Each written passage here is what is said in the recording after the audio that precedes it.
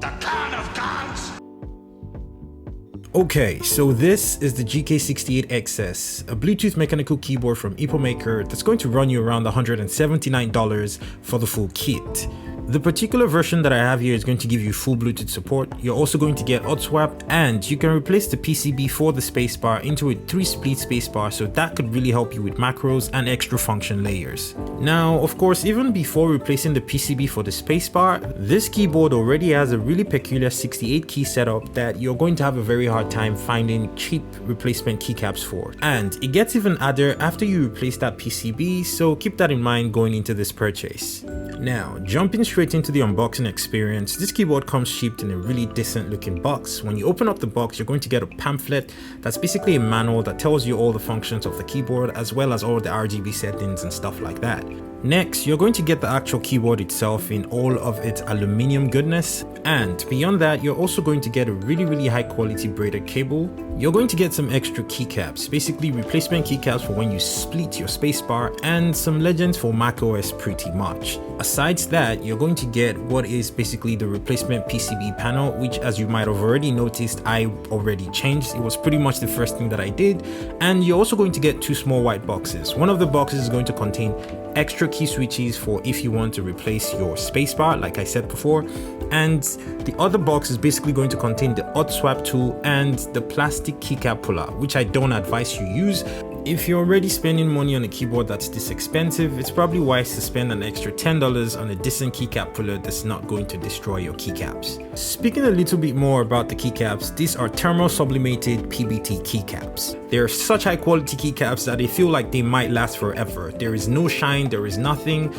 These are probably the best quality keycaps that I have seen come stock with a keyboard in a very long time. Now, since this keyboard is hot swap, my review unit of this board came with Gator Blues, and I didn't mind it much since the very first thing that I did after replacing the PCB for the spacebar was completely replace all the key switches to Gator Yellows. Now, speaking about the build quality and the actual feel of this keyboard, it looks and feels fantastic. In fact, it is so heavy I almost didn't believe it. Since my unit is the GK68XS with the full aluminum body, it was fully metal, and you can expect that there will be no flex with this board. It was solid. It was like a metal brick that you could use to actually hurt someone. On the rest of the physical bits of this board, you're basically going to get the single USB-C port that goes into the board, and regardless of the fact that this is actually a full Bluetooth board, there is no on and off switch. So when you enter Bluetooth mode, it basically just stays on with the RGB, except maybe you turn off the RGB by taking the brightness all the way down, switching over to cabled mode, which would be pointless, especially considering the fact that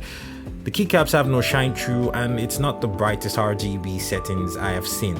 On the bottom of this keyboard, you're basically going to get 4 non-slip rubber feet that are going to help you keep your keyboard from moving around on your desk when you have it there, and they're not adjustable, they're just that way. So the incline on this keyboard is going to be very similar to something like the Anpro 2. There is non-adjustable feet on that one too. The only difference is this is a slightly higher quality board than that one. Now, regardless of the fact that the incline on this board is non-adjustable, it didn't really feel uncomfortable the entire time that I typed on it, and I had no problems using this for extended periods of time. One odd thing that I did notice with the keycaps and key switches was that every time I reached to remove a keycap, I almost always pulled the switch with it. I'm not sure why that kept happening, but the key switches came off the PCB along with the keycaps sometimes, not all the time, but maybe around 50 to 45% of the time. Now, as far as the Bluetooth performance of this board, the keyboard acted pretty decently most of the time. I mean, I never really noticed any issues or lags except for the occasional single key not pressing, which would easily fix itself after another tap. But then again, all of this could simply go away if you simply use the keyboard in wired mode. So for the most part, typing on this keyboard felt really nice. I really enjoyed using this keyboard to do a lot of typing. I didn't really get to do much gaming with this because I am not a PC gamer, but as far as my typing experience go, I really enjoyed it. Okay, so here are the facts. The keyboard is going to give you full hot swap, an aluminum frame that is super customizable, that has full Bluetooth, and a really decent battery life.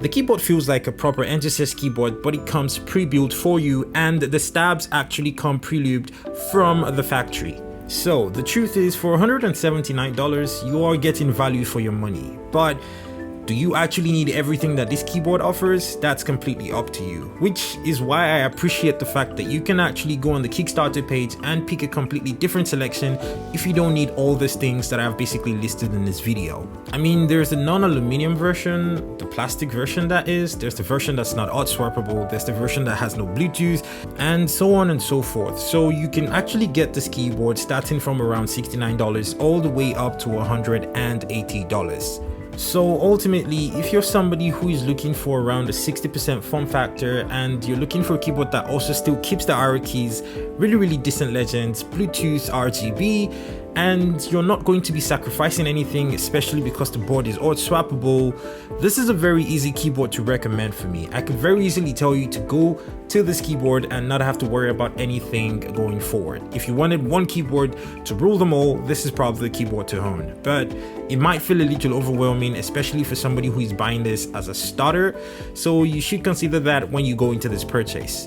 So far, I'll probably say my GK68XS has been my second favorite keyboard that I've ever owned or reviewed. It feels fantastic, it looks fantastic, it types really good, and it just feels like a really premium board, and I guess it costs about the price of a premium board as well. Thank you so much for watching, and I guess I will see you on another video that was shot by Kagan.